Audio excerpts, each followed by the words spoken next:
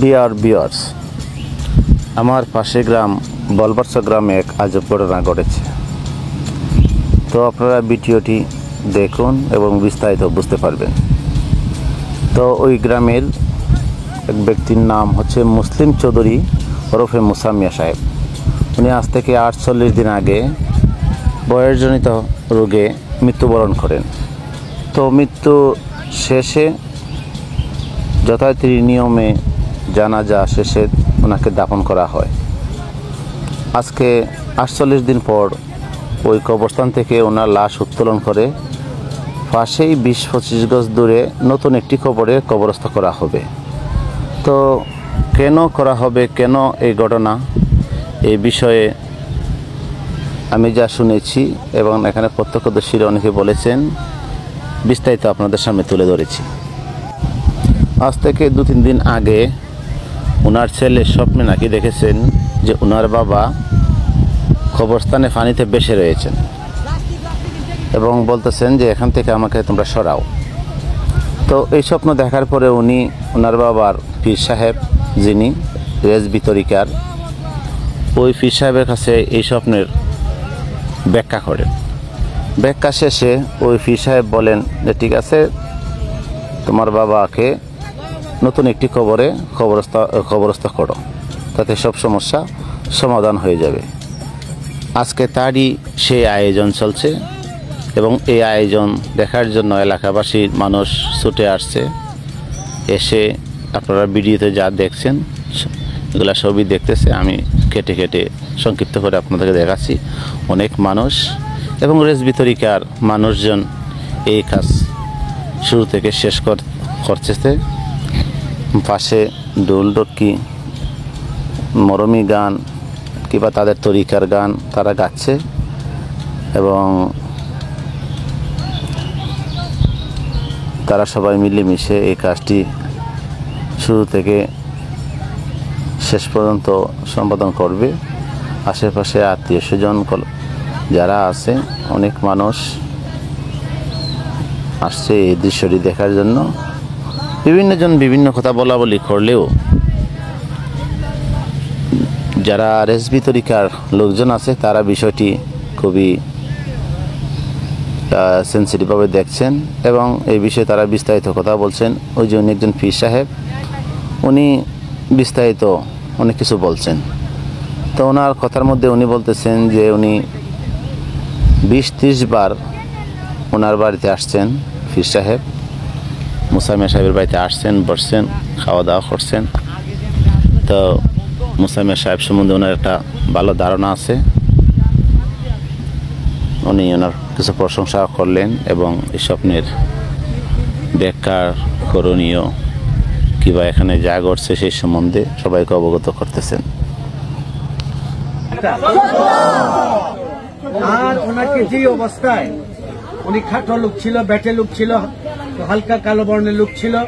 আমার জানা অনুযায়ী আমি ওনার আমন্ত্রণে প্রায় 30-35 বার আমি এই বাড়িতে আসছি এবং উনি ইমানদার মানুষ। মৃত্যুর আগে কইছি যে আমি ইমানদার, আপনাকে মাটিয়ে খাবেন। তো এখন আপনারা সেই অবস্থা দেখতে পাচ্ছেন। উনি যদি খরচা করলে যাইতো তাহলে এই দেহটা কি থাকতো? এই দেহটা থাকতো না। উনি যেভাবে ছিলেন সেভাবে আছে।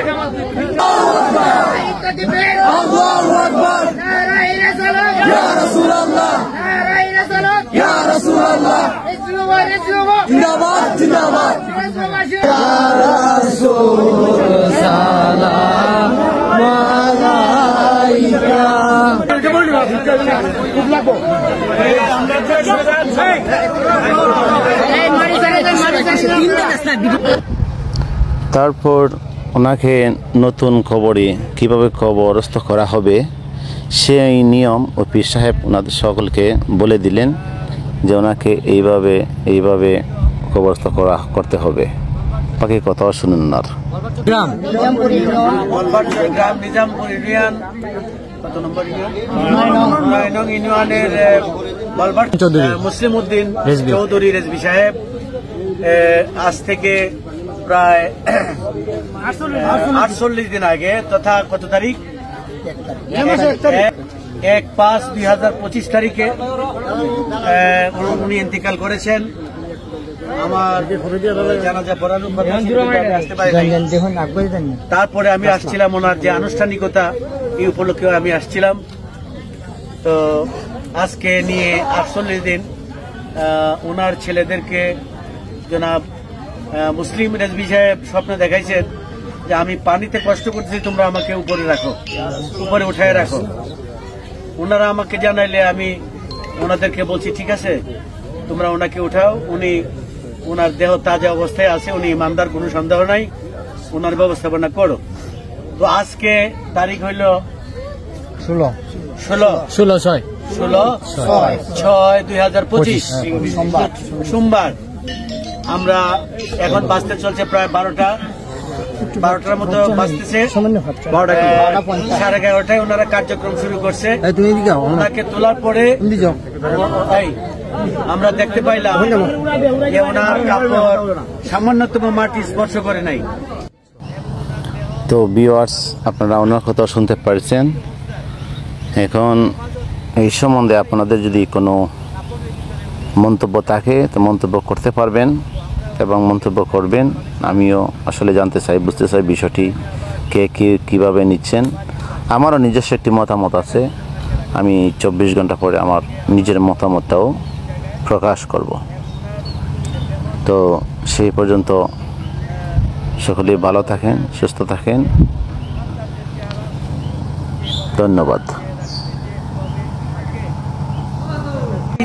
তরুতাজা অবস্থায় আমরা পাইছি, সকলে বলি আলহামদুলিল্লাহ। আমি ভিউয়ার্স, গতকাল যে একটি অলৌকিক ঘটনার ভিডিও দিয়েছিলাম, যারা আপনারা অনেকেই দেখেছেন, ভিডিওটি ইতিমধ্যে ভাইরাল হয়েছে। তো আজকে দ্বিতীয় দিনের মতো সেখানে এসে আমি যা দেখলাম আপনাদেরকে তাই দেখানোর চেষ্টা করছি। আশা করি আপনারা বুঝে নেবেন। তারপরেও বিস্তারিত আমি কিছু বলছি। তো তারা পুরাতন কবর থেকে এনে মৃত ব্যক্তিকে নতুন একটি কবরস্থানে এখানে রেখেছেন। তো এখানে ওনাকে এখানে দাফন করা হয়েছে একটু ভিন্নভাবে। ওনাকে এখানে মাটির উপরে রেখে দুই দিকে বাঁশ দিয়ে, তারপর কিছু বাঁশের উপর কিছু মাটি দিয়ে আপাতত ওনাকে এখানে ডেকে রাখা হয়েছে। এখানে স্থানীয় অনেকেই কথাবার্তা বলছেন, উনি হচ্ছেন এখানে মৃত ব্যক্তির ভাতিজা এবং ওনাদের আশেপাশের লোকজন, এবং সারাদিনই মিডিয়ার লোকজন এখানে আসছে, ওনাদের সাক্ষাৎকার নিচ্ছে এবং বিষয়টি বোঝার চেষ্টা করছে এবং সবাইকে জানানোর চেষ্টা করছে। তো এখানে এসে সবচেয়ে বড় বিষয় হচ্ছে সবাই যে জিনিসটি বলা করছে, এখানে কোনো গন্ধ নাই, দুর্গন্ধ নাই। মানুষ আসলে লাশ পচলে কিংবা কোনো জীবজন্তু পচলে দুর্গন্ধ হয় সবচেয়ে বেশি। তো এখানে কোনো দুর্গন্ধ নাই। তো আপনারা দেখেন এখানে আমি ওনাকে বলেছিলাম যে একটু দেখি কী অবস্থা এখানে। তো উনি উপরের কাগজটি সরিয়ে দেখাচ্ছেন উনি কীভাবে কী করছেন। এখানে আপনারা দেখতে পারবেন। আপনারা দেখেন, আপনাদের যার যার নিজস্ব মতামত দেবেন।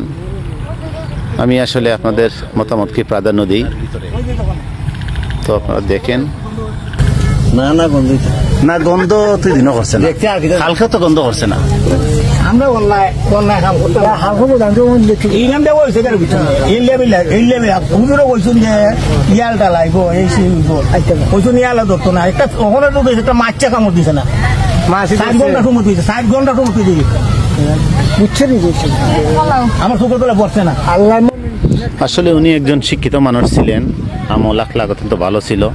তো আপনারা আপনাদের বিবেচনার মধ্যে রাখবেন, আসলে বিষয়টি সেইভাবে মূল্যায়ন করবেন। ধন্যবাদ।